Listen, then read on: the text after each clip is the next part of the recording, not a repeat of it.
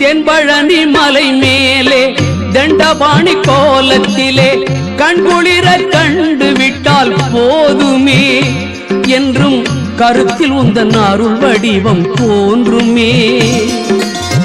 தென்பழனி மலை மேலே தண்டபாணி கோலத்திலே கண்குளிர கண்டு விட்டால் போதுமே என்றும் கருத்தில் உந்தன் அருள் வடிவம் தோன்றுமே.